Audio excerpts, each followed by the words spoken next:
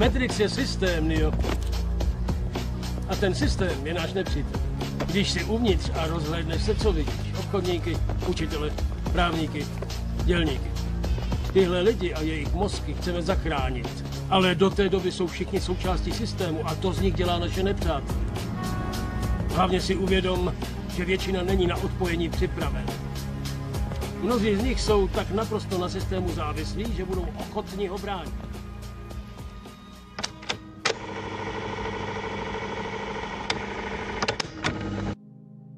V tomto videočlánku pokračujeme vo vysvetľovaní duše. Základom je, že duša je osobná. Ako sme spomenuli vyššie, duša je osoba. Čo si ale predstaviť pod slovom osoba? Védy nemajú na mysli osobu, ako ju definujeme my, ovplyvnenú hmotnými označeniami. Koniec koncov, rôzne povahové rysy človeka nemajú s jeho osobou nič spoločné a sú len prejavmi jeho jemnohmotného tela, teda mysle a inteligencie. Tieto sa ale postupom času môžu meniť, rovnako ako sa mení telo. Z toho môžeme logicky vyvodiť, že tieto povahové rysy nie sme my, ale sme ich nositeľom.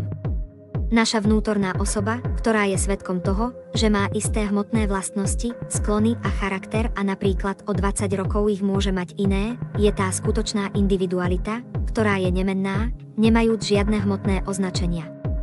Koniec koncov, v nasledujúcom živote budeme označení iným menom, mať iné telo, rodinu a aj naše vlastnosti sa do veľkej miery zmenia, aj keď budú podobné tým, ktoré máme teraz, keďže jemnohmotné telo v čase smrti prechádza do iného tela spolu s dušou, teda duchovnou osobou. Fakt, že duša je večne osobná individualita, ktorá je celistvá, nedeliteľná a nezničiteľná, je realita.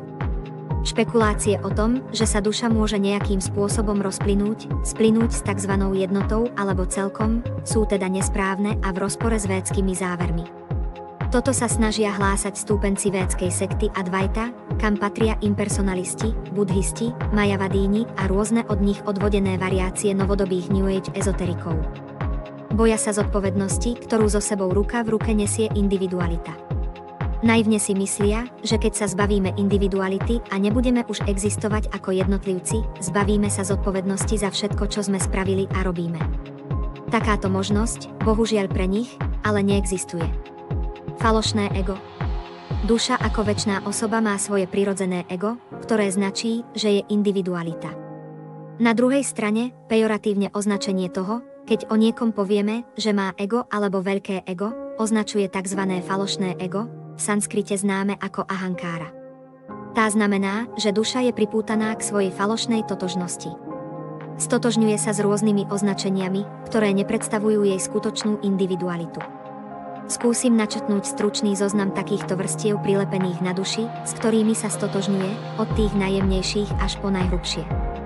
Duša sa falošne stotožňuje s inteligenciou. To je naša schopnosť rozlišovať, posudzovať, ako aj naše IQ, v skratke procesor. Ďalej mysľou.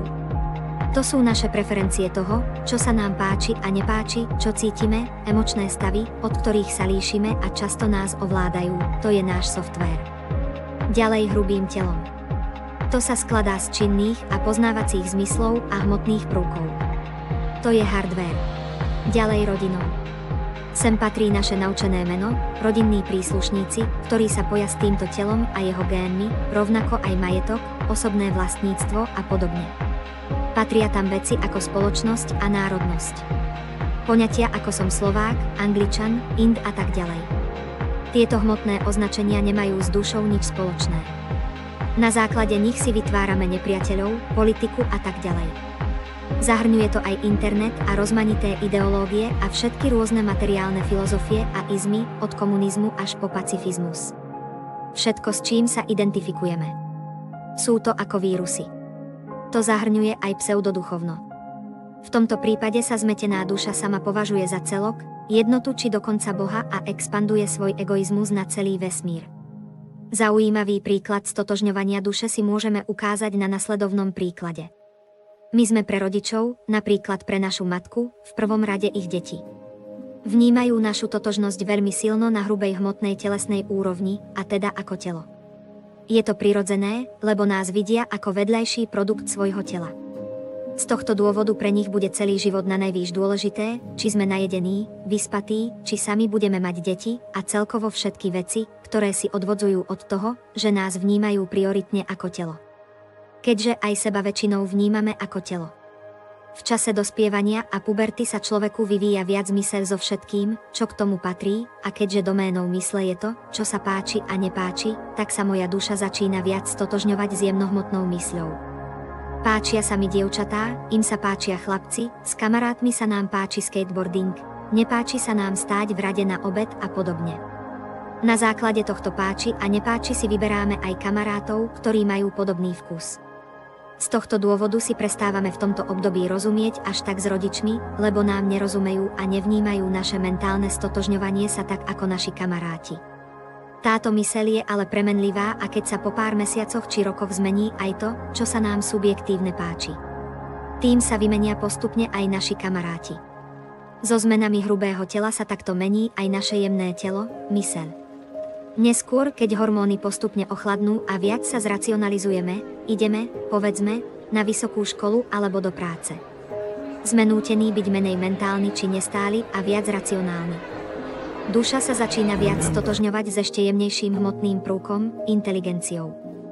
Tu už nejde o to, čo sa našej rozmarnej mysli krátkodobo páči, ale keďže doménou inteligencie je rozlišovať na základe podobností a odlišností a používať logiku, vytvárame teda rôzne druhy plánov a stotožňujeme sa s ideológiami, filozofiami a snažíme sa rozvíjať cieľavedomé zručnosti. Povedzme, že niekto začne mať záujem o architektúru a prihlási sa tak na vysokú školu. Tam bude obklopený ďalšími ľuďmi, s ktorými má spoločné identifikovanie sa s individualitou zvanou architekt, a toto budú jeho noví priatelia, prípadne si medzi nimi nájde aj partnerku. Už to teda nie je nejaká mentálna láska z puberty založená na mysli, ale sú tam subtilnejšie hodnoty. Samozrejme, materialisti si vždy zároveň zakladajú na mentálnych a telesných pripútanostiach, takže toto tu bude do veľkej miery prítomné vždy. Čo tým celým chcem ale povedať je, že keďže inteligencia nie je tak prelietavá ako myseľ, tak aj vzťahy, ktoré môžeme mať my, ako tzv. Inteligencie s inými inteligenciami sú oveľa dlhodobejšie. Neznamená to však ale, že sa nemenia. Všetko, čo sa mení, je od nás odlišné, inak by sme ani nemohli sledovať, že sa to mení. Zameranie inteligencie sa po čase tiež zmení. Postupom času a vývojom materiálnej osobnosti pod vplyvom rôznych vonkajších činiteľov sa môže stať, že sa z totožnosti architekt postupne pretransformujeme do totožnosti maliara alebo hudobníka. Tým pádom sa postupne zmenia aj naše preferencie a predmet činnosti a s ním postupne vymeníme aj kolektív za nový. Vzťahy založené na hmotnom prvku inteligencie sú teda tiež premenlivé, aj keď len pomaly, ale nie sme to ešte stále my. Keď sme sa predtým s niekým rozišli, lebo sa nám prestal páčiť, tak sa neskôr rozchádzame z dôvodu odlišných názorov na život. Tvrdenie, že každý má svoj zmysel života značí, že takýto človek sa akurát stotožňuje so svojím hmotným prvkom inteligencie a tomu momentálne dáva zmysel. Niekto za svoj zmysel považuje byť basketbalistom, iný baletkou či ekológom.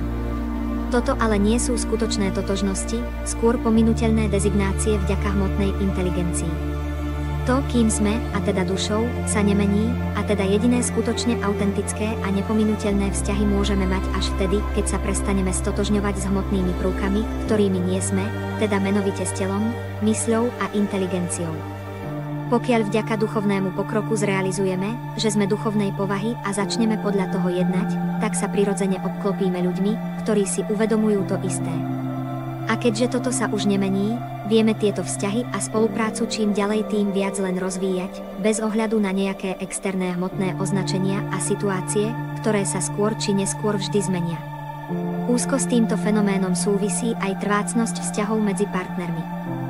Nebudem v tomto smere zachádzať viac do detailov, lebo by sa o tom dalo ešte dlho hovoriť, ale na ilustráciu toho, ako sa stotožňujeme so svojimi jemnými a hrubými obalmi, by to malo byť podľa mňa postačujúce.